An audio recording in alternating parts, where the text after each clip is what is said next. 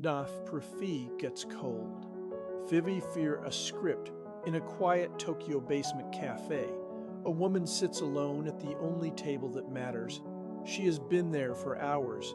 The coffee in front of her is growing cold. She is still here, because once it gets cold, she can never return, and she has not yet said what she came to say. This is the central rule of Funiculi Funicula Cafe. You can travel to any moment in the past, but only if you sit in that one seat, only if you drink the coffee while it is hot, and only if whatever you do there will not change the present in any way. The past remains immovable. You can only change the temperature of your own heart. This is not science fiction. This is the premise of Before the Coffee Gets Cold, the Japanese novel that began as a stage play in 2011 before author Chikazu Kawaguchi adapted it into a novel in 2015. It became an international bestseller. It was adapted into a Japanese film in 2018. Multiple sequels followed. Western reviewers called it sentimental and repetitive. Readers across the world called it devastating. To understand how a book this fragile broke millions of people emotionally, we have to go back to the first page. The promise is brutally simple. What you truly regret is never the thing you did. It is the words you never said and the people you never hugged while you still could. The cafe exists for one purpose only, to give you one chance to travel back and say the things you never said. If you could go back, who would you meet? That question opens the book. And it never stops haunting the reader. No stock options, no productivity hacks, no morning routines. Just one seat, one cup, one rule. The coffee must be drunk before it gets cold. The coffee has to be drunk before it gets cold, because once it does, you can never return. For millions of readers, that was enough. The book is built around 4 separate visitors, 4 separate trips. Each story repeats the exact same rules. Critics called it lazy writing. Readers called it a dagger to the sternum, twisted slowly with every repetition. Because every time the rules are explained again, you remember that someone else is about to lose everything if they hesitate. First visitor, Fumiko, a woman whose boyfriend left her to pursue work in America. She returns to the day he told her he was leaving. She wants answers. She wants him to stay. Nothing changes. He still leaves, but she returns to the present, carrying something different inside her. The goodbye she never gave him, the closure she never allowed herself. Second visitor, Kotake, a wife whose husband is slipping into early onset Alzheimer's. He wrote her a letter before his memory faded completely. She never received it. She travels back to the day he still remembered her name. She tells him she loves him. He will forget by tomorrow.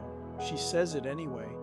I want to tell him I love him, even if he won't remember it tomorrow, because tomorrow he will still feel it somewhere in his body, even if the words are gone. Third visitor, Hirai, a woman haunted by her relationship with her sister. They argued. They stopped speaking. Then her sister died. Hirai travels back to say the one thing she never said while her sister was alive. She realized she had never once said thank you to her sister while she was alive. Her sister still dies. The accident still happens.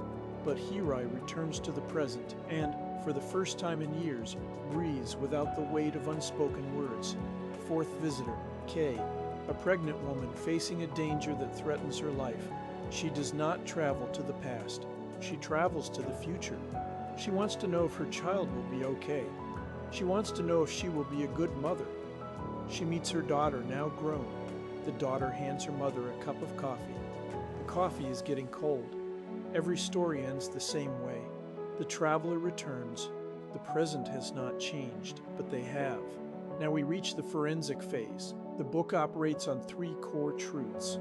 First truth, the past cannot be changed, but your relationship to it can. You cannot rewrite a letter that has already been mailed, but you can add a new postscript with how you feel today. Second truth, presence is the only real apology. A missed funeral cannot be undone. Showing up fully for the living is the only way to balance the scale. Third truth, we do not fear death. We fear dying with unfinished emotional business. People do not panic about the plane crashing. They panic about not having said, "I love you" one last time. People don't regret the things they did. They regret the things they didn't do when they still had the chance. These are not motivational slogans. These are clinical findings dressed in fiction. Evidence Exhibit A, the Harvard Grant Study, begun in 1938, still running after more than 80 years, one of the longest studies on adult development ever conducted. Hundreds of men tracked from young adulthood through old age, interviewed regularly, health monitored, relationships documented, final conclusion, published across decades of peer-reviewed papers. The single biggest predictor of happiness and health in old age is not wealth, IQ, or career success. It is the warmth of relationships. Men who maintained close, warm relationships in midlife were healthier and happier in old age. Those who were isolated fared worse. The study did not ask dying men about regrets, but it proved something the book already knew. Connection matters more than achievement. Love outlasts legacy. Evidence Exhibit B, Dr. Ira Byock, palliative care physician, decades at the bedside of the dying. His book, The 4 Things That Matter Most, distills thousands of end-of-life conversations into exactly 4 sentences. Please forgive me. I forgive you. Thank you. I love you.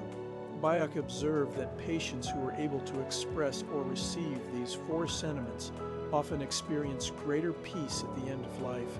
Those who could not remained unsettled. The cafe in Before the Coffee Gets Cold is not magical realism. It is a literal machine designed to deliver these 4 sentences when real life no longer allows it. That is the entire trick. Now the contradiction phase. The book is accused of being repetitive. The rules are explained multiple times, almost word for word. Characters are thin. Dialogue is plain. Some reviewers dismissed it as sentimental fiction with minimal literary ambition, yet this repetition is the weapon.